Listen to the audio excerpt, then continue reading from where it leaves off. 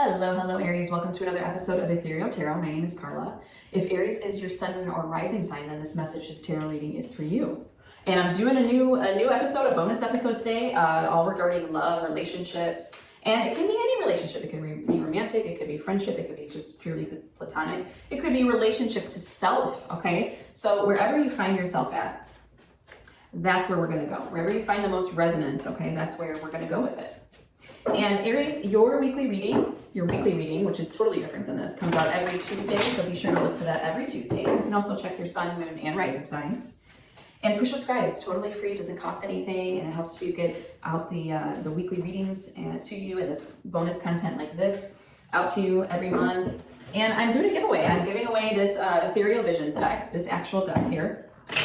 Beautiful deck, and I didn't create it, even though I wish I did.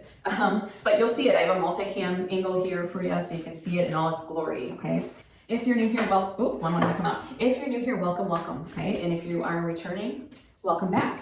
This is not normally how I do my spreads, but we're doing a fun bonus one for Valentine's Day this month. So we're doing a love relationship one, and here we go. Let's get started. I'm going to choose 3 cards on each side of one central card, okay? And I'll show you what that means for you and what comes of that, okay?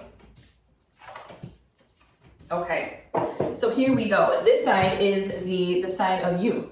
All 3 of these cards represent you, okay, in the relationship. This is the unifying force in the center, okay? So we'll pull that at the end. And then this is the other party. This is them, this is they. This is kind of the current, we're looking at kind of the current energies of it, seeing if there's any blocks, okay, anything that we need to bring into our awareness at this time. And then, of course, at last, we come to the unifying force. So if we have any time in the read where we feel we need any clarifiers, I'll pull some clarifiers too. And then I'll also end with my signature love note from the universe, from my Oracle of the Angels deck, okay, because I would be remiss to do a love note from the universe in a love spread, a love reading, okay? So here we go, I'm excited. Let's turn it over, let's look at you. We've got the Hierophant, the Knight of Cups, and the 5 of Wands. Okay, let's take a look at you, Aries, right now. Let's zoom in. So I'm seeing you really coming back to what's important to you in a relationship, really kind of taking stock of what you hold sacred. I feel at this time, it's kind of posing a conflict for you to put yourself out there and present yourself as this is what kind of like X, Y, and Z of what I want, what I need, what I'm looking for. And all the while though, it's like you are feeling this romanticized and idealistic version of the relationship at this point, okay? There's a sense also of, and I say romantic, but it's romanticized. It doesn't mean that it's necessarily romantic, okay? Let's just really make sure we check in on that, because not everybody's in a romantic relationship. Not everyone wants one. And this is obviously more of a general read. But I'm seeing you as coming to this place of kind of idealistic view of the relationship. And it's posing a conflict for you at this time, Aries. I don't think that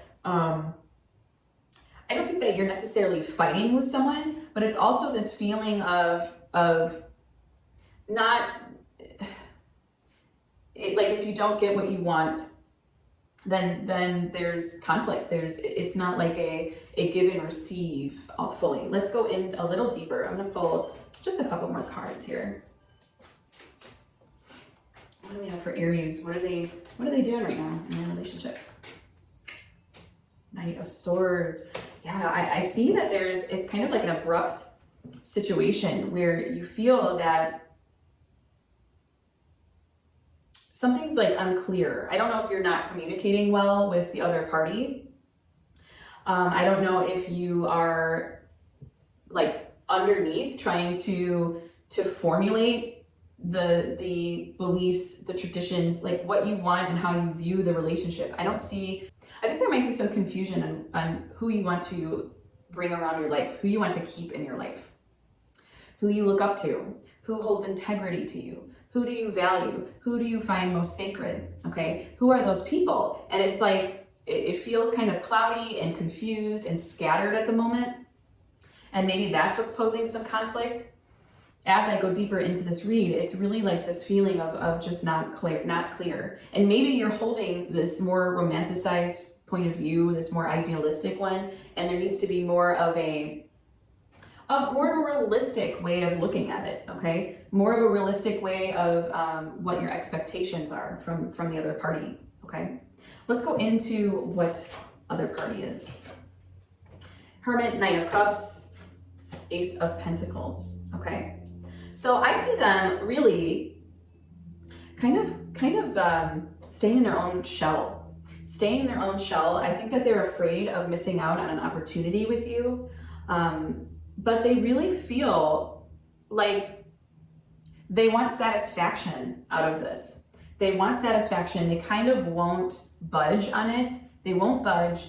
And I don't think that they're willing at this time to look at it from a place of gratitude. I don't think that they're willing to look at it from a place of vulnerability right now.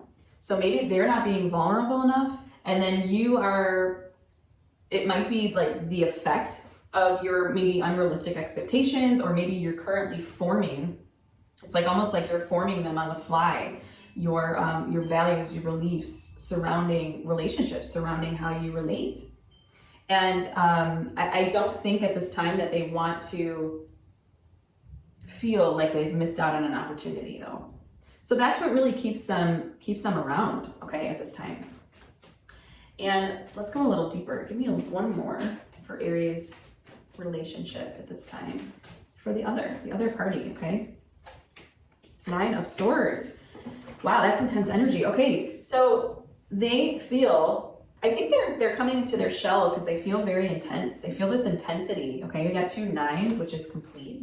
That's like completion, but it's very intense energy of whatever it is. Nine of Swords, Nine of Cups, Nine of Wands, Nine of anything. It's very intense energy. It's also the, it's right before the integration, okay? It's right before the completion is completely done. So I feel that at this time, they might be dreaming about you. They might be dreaming about this situation. They might be kind of tormented in a way, kind of coming into their shell, into their own. I don't see them opening up as much as you'd like them to be, okay? Let's go into what the unifying force will be for you guys. And this is kind of, ooh, this is divine. This is just divine. You got the Fool. You got the Fool. Okay. The unifying force is that both of you will have to come back to this Fool energy, okay? That's the energy of willingness, of vulnerability, of purity, of really no baggage. Okay, it's going and it's on the journey and it's taking just what it needs, and that's it. Okay, so really coming back to this place of stripping down to the bare necessities. The bare necessities, what does that mean? Letting go, surrendering baggage. I know, easier said than done, especially in a relationship when you want to be vulnerable, you want to relate, you want things to move forward, you want to know what the other person or party is feeling, thinking, what they're going through, what wavelength they're on. But the Fool energy is just so beautiful. I feel that there is, because this came out, there is like a nugget between both of you of willingness. There's a willingness to kind of put down the heavy baggage for both of you and see each other with a fresh new pair of eyes, okay? The Fool is pure consciousness. It's the newborn baby. It is the freshness of a new pair of, it's seeing the other with really just a new pair of eyes, okay? That's what it's gonna take for you guys to unify into this new thing. Really cool, Aries. Let's go into the Oracle of the Angels now. And this is a love note from the universe for my Aries collective. Give them a little love note from the angels. Who wouldn't want that in a love reading? And again, push subscribe, it's totally free. I give out weekly readings. I give weekly readings, and they're very different from this spread. But weekly readings, and Aries, your weekly read comes out every Tuesday, so look for that every Tuesday. And here we go. What do we have for Aries love note? We've got the eternal light of love.